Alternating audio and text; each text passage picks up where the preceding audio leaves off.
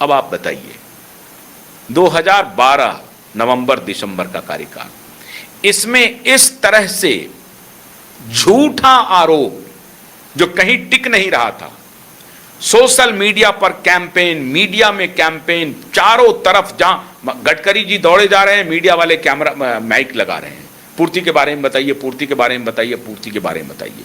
खैर, करते कराते इनसे इस्तीफा ले लिया और इतना मानहानि करने के बाद ये शख्स दोबारा क्या किया, माफी मांगा। कहां पे? अदालत में मिला जाकर के, बिना शर्त कहा कि हां, हमने बिना कोई फैक्ट के, बिना किसी आधार के हमने आपके ऊपर आरोप लगा दिए, इसका हमें खेद है। आप सोचिए, एक व्यक्ति को पूरी तरह से डिफेम किया, भ्रष्टाचारी साबित करने की कोशिश की, कोई तथ्य नहीं दे पाए, उसके बाद माफी मांगे अदालत में जाकर के, तब इनका केस वापस हुआ। यही काम इस शख्स ने कपिल सिब्बल के साथ किया। कपिल सिब्बल के बेटे ने मानहानि दायर किया इनके खिलाफ, फिर वहां पर माफी मांगा, कहा कि हम आपसे भी माफी मांगते हैं। कपिल सिब्बल के बेटे ने भी मानहानि का केस वापस लिया। अरुण जेटली को भी बदनाम किया, वहां भी माफी मांगी, वो भी वापस लिया।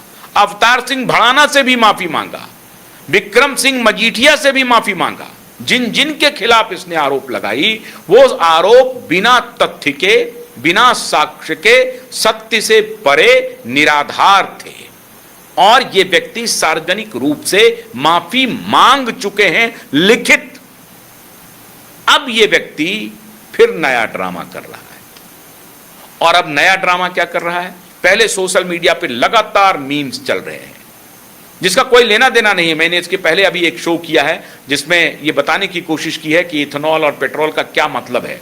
अभी उस पर एक्सपर्ट लगे हुए हैं, दोनों बातें चल रही हैं, इंजन खराब नहीं खराब, अभी चर्चाएं चल रही हैं। लेकिन उसका जो मूल विषय है कि कैसे भारत एनर्जी के ऊपर आत्मनिर्भर बने, इस पर कि कोई भी सरकार आए, स्वयं केजरीवाल भी आए, उसको भी ये विचार करना पड़ेगा। लेकिन उससे कोई लेना देना नहीं है। उनको एक विशियस कैंपेन चलाना है, मुद्दा हाथ में पकड़ना है। ये इस मुद्दे को आपने सोशल मीडिया पर फायर कर दिया, पता चला नहीं सही है गलत है, सरकार दे रही है सफाई कि नहीं नहीं ऐसी बात नहीं है, अगर इस तरह की घटना आई है तो हम उसका शोध करा रहे हैं, रिसर्च करा रहे हैं, और हम इस पर व्हाइट पेपर या जो भी होगा हम तथ्यात्मक बातों को जनता के बीच में रखेंगे। लेकिन ये नहीं करना है इनको। ये अब इन्होंने टाउन हॉल का नाटक शुरू किया। चूंकि गडकरी के खिलाफ पूरा विशियस कैंपेन चल रहा है इथेनॉल को लेकर। इथेनॉल का मामला सरकार का है, अगर है कोई दोषी तो मोदी है, अगर है कोई दोषी तो अन्य लोग हैं। लेकिन मोदी के ऊपर कोई मीम नहीं बन रहा है, मोदी के ऊपर कोई मीम। यहां देखिए कितनी चालाकी से हो रही है, धीरे धीरे ये खेल कर रहे हैं। प्रधान जिम्मेदार थे, प्रधान को अटैक किया विद्यार्थी की आड़ में। पूरा जो ये मूवमेंट था कॉकरोच का, वो केजरीवाल की दिमाग की उपज थी। केजरीवाल ने उसको आगे बढ़ाया। दिमाग की उपज मान लीजिए किसी अन्य की हो, लेकिन केजरीवाल उसके पीछे खड़ा हो गया था। और अब इथेनॉल का मूवमेंट बनाने के लिए केजरीवाल ने अब पूरी सुपारी ले ली है। और इसमें धीरे धीरे देखेंगे कि पिन पॉइंट करेंगे गडकरी के ऊपर। और फिर वही कहानी लाएंगे वो पूर्ति वाला कि देखिए इनका बेटा गन्ने का खेती करता है, इथेनॉल बनाता है, इथेनॉल सरकार को बेचता है, उससे मोटा पैसा कमाता है। ये पूरा नैरेटिव ये चलाएंगे।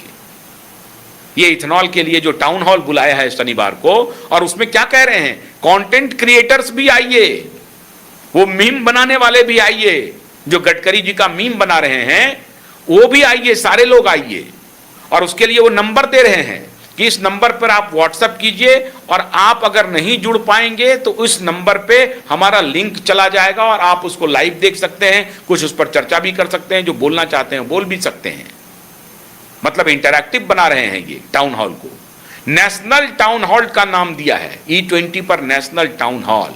और मोटे तौर पर वहां से वो घेरते ये फिर मोदी के किसी मंत्री पर आके जीरो इन कर जाएंगे और कहेंगे कि इसका सॉल्यूशन यह है कि इस मंत्री को हटाओ और इथेनॉल को रोल बैक करो, ये करो, E20 को रोल बैक करो, इसको पीछे ले जाओ, ओरिजिनल पेट्रोल बेचो। और ऐसी परिस्थिति में बेचो जब ओरिजिनल पेट्रोल बेचने की स्थिति में भारत सरकार को नाको चने चबाने पड़ेंगे, क्योंकि और हमको पेट्रोलियम पदार्थ इंपोर्ट करना पड़ेगा और आवश्यकता बढ़ेगी पेट्रोलियम की, डीजल की और पेट्रोल की।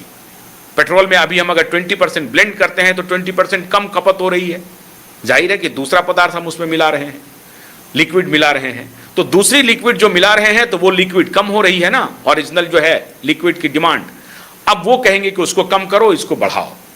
ये नहीं कहेंगे कि कॉम्पैटिबल हम इंजन तैयार करें, E20 के कॉम्पैटिबल ये तैयार करें और इसका एग्जैक्ट डेटा सरकार के सामने में, जनता के सामने में रखें। ये नहीं कहेंगे। ये टाउन हॉल कर रहे हैं इसके पीछे कि ये बलि लेना चाहते हैं नितिन गडकरी की, कि नितिन गडकरी को रवाना करो। और इसीलिए ये कह रहे हैं अभी तो पहला विकेट गिरा है।